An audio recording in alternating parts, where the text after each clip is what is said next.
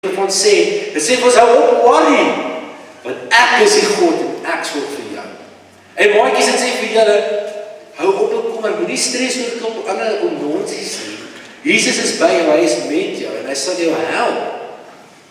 Nou wil ek julle eens 'n bietjie vertel. Wie van julle het my post op Facebook gesien? Dit is jy dit sien. Die ene wat ek geskryf het oor Mosambik. Kom ons kyk gou. Sê gou daar nou. Okay, as ons nou net daaroor gesels het julle iets gebring? Nou meer. Okay.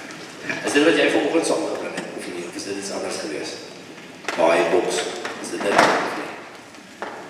Is dit dit? Okay. Goed. Wie van julle weet wat dit is? Ja, sien? 'n sikloon. Sê jy dit is sikloon? Jy dit? Wat is 'n sikloon? Dit is 'n groot, sterk wind wat huge is. Kyk hoe jy sê, hier is 'n deel van 'n land wat ons by Mosambik. En daar is 'n groot sikloon. En daai winde is verskriklik sterk. En daai winde het gegaan en hulle het almal se huise omgewaai. En die karre is vernietig en alles is omgewaai. En dis wat ek net prentjie. En weet julle wat, daai mense het baie verloor. Hulle het hulle huise en hulle karre en hulle besit en hulle klere en hulle kos, alles verloor. En toe het ek op Facebook geskryf en gevra dat elkeen van julle asseblief vanoggend ietsie moet saambring wat ons dan vir hulle wil stuur. Wat ons wil vat Mosambik toe. Nou ek het gesien, obviously as so min van julle die Facebook post gesien het, dan beteken dit julle dit nie gebring nie. So ek gaan dit net so maak en sê, kom ons vat dit tot by Woensdag toe. Kom ons laat almal wat van julle na vanoggend se diens huis toe gaan, jy het 'n bietjie kos en jy het 'n bietjie klere ekstra. Ons het nog gekry, baie dankie vir dit. Dit is 'n kantoor toe bring, en as ons 'n kantoor toe bring, dan kan ons dit versprei en dan kan ons dit vat vir die mense in Mosambik. Nou hoekom bring ek dit hier by preek? Maar dis presies waar ek hierdie preek gaan. Sien, die mense daar het alles verloor. En die ding vir jouself, omdat ek het daar gestaan vanoggend in daai plek en ek het vir hulle gesê, moenie bekommer nie. Want Jesus is by jou. Jesus sorg vir jou. Hoor mooi. Ek sê vanoggend vir julle, hier is alles fyn. Ek sê vir julle, moenie bekommerd wees nie, want Jesus sorg vir jou. God is by jou. Moenie so bekommerd wees oor geld en goed, dat jy so behep raak met geld, dat jy later nie meer op hom of op die mens langs jou kan fokus nie. En imagine ek het dit gesê, terwyl ek daar gestaan het, in Mosambik. Daai ouens het alles daar verloor. En sê ek, wel moenie bekommer nie. God sorg vir jou, hy is by jou. Maar sien, as ons hierdie week hier by mekaar is, en as 'n kerk, en ons maak blikkies kos by mekaar en klere, dink jy dat daai mense wat daar is, weet wat ons doen hierso? Nee. Maar iewers in volgende week, dan kom stop daar 'n bakkie by daai mense en ewe skielik is daar klere en kos vir hulle. Wie het vir hulle gesorg? Ons of God? Sê gou weer, ons of God? God het vir hulle gesorg. Dis hoekom God vir ons sê, moenie bekommer nie, ek is by jou. Sê gou hier so julle, hier is die volgende gedeeltjie. Verder het Jesus sy disippels gesê, daarom sê ek vir julle, jy moet julle nie bekommer oor julle lewe, oor wat julle eet of julle liggaam of oor wat julle aantrek nie. Die lewe is nog belangriker as kos en die liggaam as klere. Kyk na die kraaie, hulle saai nie, hulle moes nie. Hulle het geen spens of skier, maar God sorg vir hulle. Julle is tog baie meer werd as voëls. Trouwens, wie van julle kan deur hom te bekommer sy lewe met 1 uur verleng? As julle nie net so 'n klein dingetjie kan regkry nie, waarom bekommer julle oor ander dinge?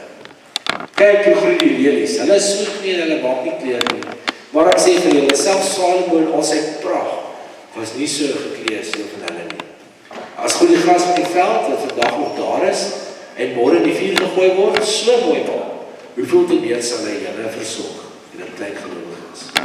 Julle moet julle ook nie gedurig afvra wat julle gaan eet of drink nie. En julle moet nie besorg wees nie. Dit is alles waarvoor die ongelowiges in die wêreld begaan is. Maar julle het 'n Vader wat weet wat julle nodig het. So eerstens sê Jesus vir ons, moenie bekommer nie. En die tweede ene sê Jesus vir ons, ek ken jou en ek weet wat jy nodig het en ek sal dit vir jou gee. Wie van julle het ooit, ek dink dit is die game is Open the Gates gespeel. Wie het al Open the Gates gespeel? Dit werk maar so, dat daar sal mos nou so 'n paar ouens wat jy moet keer, nee. En dan moet jy hardloop en moet jy probeer deur die hekke kom, is ek reg? Is jy reg? Nou imagine like baie tackle is so in die middel, jy kan nie verbykom nie. Kan jy wen? Nee. My imagine daai maatjies weg en jy kan dit reguit weer af. Wie dink jy? Dink jy gaan wen dan? En dis presies wat daai vir ons leer. Dit sê vir ons moet nie dat om te worry te bekommer ons teruggaan nie. Ons het eerder go vir dit. Ons het eerder oorgee vir die Here gee. Let go and let God. Gee vir God jou lewe, gee vir God jou bekommernisse. Hy sorg vir jou. En as hy vir jou sorg, dan kan dit lewend word. Hy sê, beywer julle vir sy koninkryk, dan sal hy hierdie dinge ook gee. Ook hierdie dinge gee. Beteken net, jy moet jouself konstant regmaak om ander mense van hom te vertel, van Jesus te vertel, van God te vertel. Maak seker jou hart is sodat jy altyd vir ander mense vertel van Jesus. Dat jou lewe dit verkondig, dat jy dit wys wie jy is.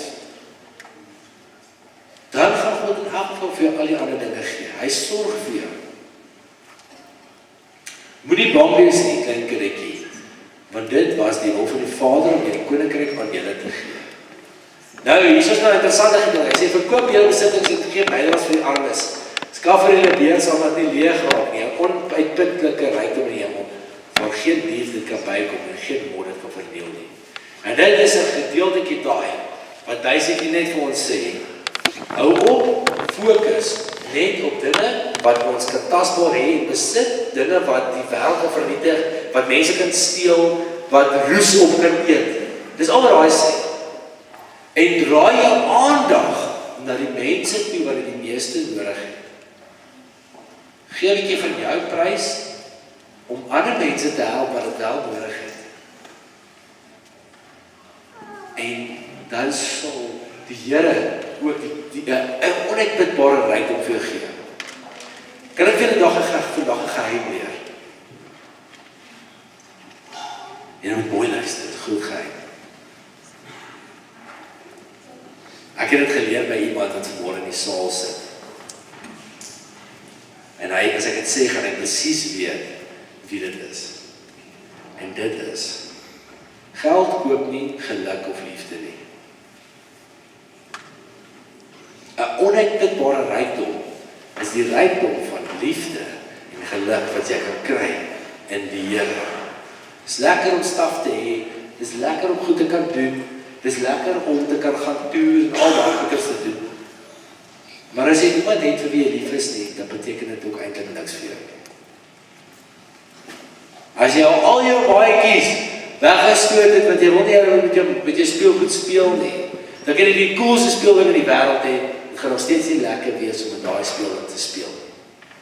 Jesus sê net vir ons een ding en dit sê vir ons, maak seker dat jou fokus reg is.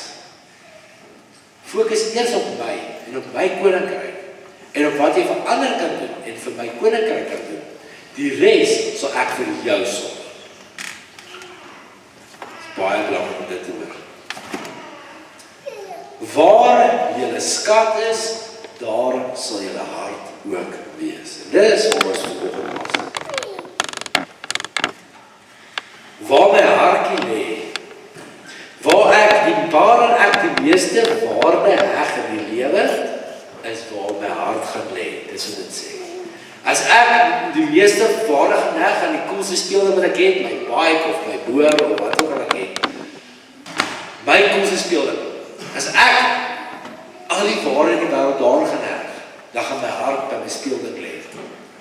Maar as ek my waarde heg by my maatjies, by maats en by my familie, dan is dit vir my, is dit waar my skat is dit op my hart gaan lê. Jesus sê, ek ken die hart, ek weet wat hier binne aangaan. Goed, kom ons maak ons oor die